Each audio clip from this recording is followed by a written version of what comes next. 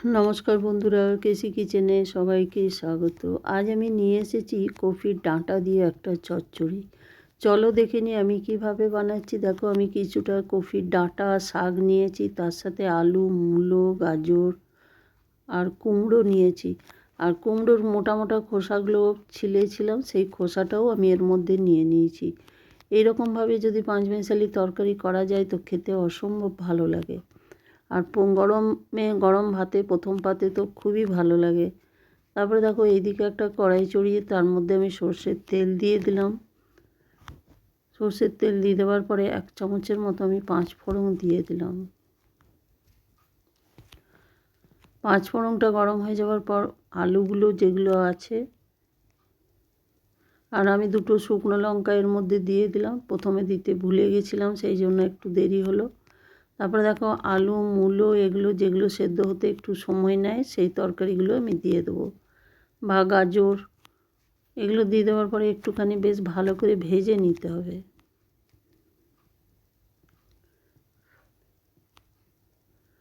ঢাকা দিয়ে আমি কিছুক্ষণ লো ফ্লেম করে রেখে দিলাম। তারপরে দেখো, ঢাকা খুলে আর একটু নেড়ে চেড়ে নিলাম।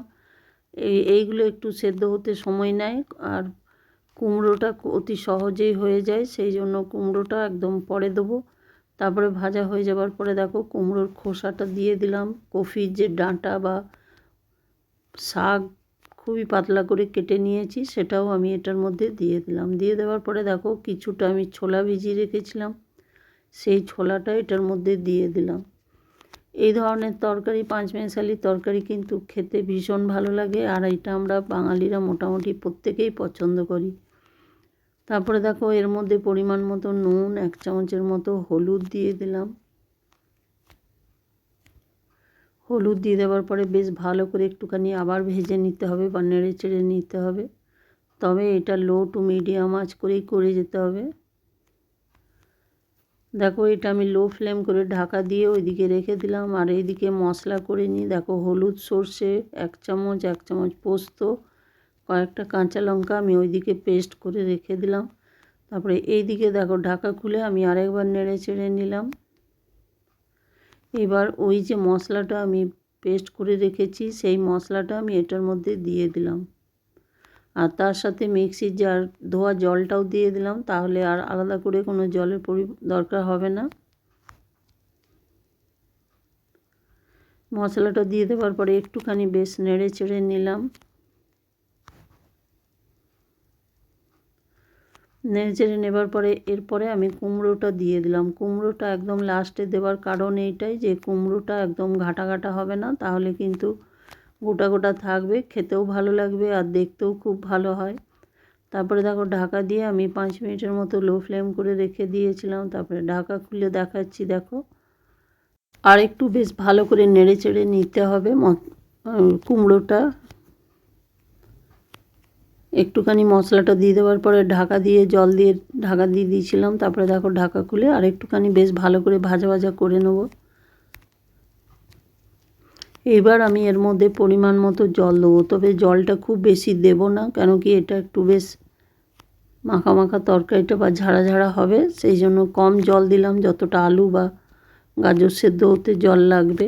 তারপরে দেখো, 2-3টে কাঁচা লঙ্কা উপর থেকে দিয়ে দিলাম, আর 1 চামচের মতো এটাতে আমি চিনি দিয়ে দিলাম। চিনি দিয়ে দেওয়ার পরে দেখো, ঢাকা দিয়ে লো ফ্লেম করে আমি ওইদিকে সেদ্ধ করতে দিলাম। তারপরে এইদিকে আমি কয়েকটা বড়িকে ভেজে নিচ্ছি। তোমরা যদি চাও তো প্রথমে কড়াইয়ে বড়িটা ভেজে তুলে রাখতে পারো। আমি সেই সময়টাই আমার ভাজা হয়নি, সেই জন্য আমি 5 ফোড়নটা দিয়ে ফেলেছিলাম, সেই জন্য আমি এটা আলাদা করে ভেজে নিলাম। ভেজে নেবার পরে দেখো, এইদিকে ঢাকা খুলে দেখাচ্ছি, জলটাও আমার শুকিয়ে এসছে, তরকারিটাও একদম কত সুন্দর মাখা মাখা হয়েছে। এবার আমি বড়িগুলো দিয়ে দিলাম। বড়িগুলো যেহেতু আমার খুবই ছোট বড়ি, সহজেই সেদ্ধ হয়ে যায়, সেই জন্য নামাবার ঠিক আগে দিয়েছি, তাহলে কিন্তু কোনো অসুবিধা হবে না বা শক্ত থাকবে না। বড়িটা দিয়ে দেওয়ার পরে আরও বেশ খানিকক্ষণ ধরে এটাকে নেড়ে চেড়ে নেব বা ভেজে নেব। তারপরে দেখো, এটা ঢাকা দিয়ে আরও 2 মিনিটের মতো আমি রেখে দিলাম। রেখে দেওয়ার পরে আরও বেশ খানিকক্ষণ ধরে এটাকে আমি, যেহেতু চচ্চড়ি মতো বানাচ্ছি, সেই জন্য এটাকে একটু বেশ ঝাড়া ঝাড়া ভালো লাগবে খেতে। তারপরে তোমাদের বলে দিই, আমার রেসিপি যদি তোমাদের ভালো লেগে থাকে তো লাইক, শেয়ার ও কমেন্ট অতি অবশ্যই করে দিও। নতুন বন্ধুদের সাবস্ক্রাইব করার অনুরোধ রইল। দেখো এটাকে কিন্তু সমানে কিন্তু লো ফ্লেম করে নেড়ে যেতে হবে বা ভেজে যেতে হবে, তাহলেই কিন্তু এটা খেতে ভীষণভাবে ভালো লাগে।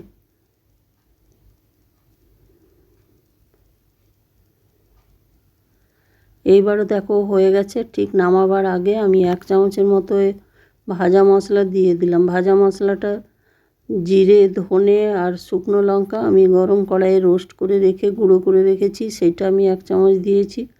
আর তার সাথে ভাজা মশলার সাথে 1 চামচের মতো আমি কাঁচা সর্ষের তেল দিয়ে দিলাম। কাঁচা সর্ষের তেলটা দিলে কিন্তু এর টেস্ট ভীষণভাবে বেড়ে যায়। তারপর দেখো গ্যাসটা আমি বন্ধ করে দিলাম। গ্যাসটা বন্ধ করে দিয়ে আমি ঢাকা দিয়ে 5 মিনিটের মতো স্ট্যান্ডিং টাইমে রেখে দিলাম। তারপরে দেখো ঢাকা খুলে আমি দেখাচ্ছি কত সুন্দর আর কত লোভনীয় তরকারিটা আমার হয়েছে। তোমরা সকলে ভালো থেকো, সুস্থ থেকো। ফিরে আসছি পরের কোনো রেসিপি নিয়ে। ধন্যবাদ।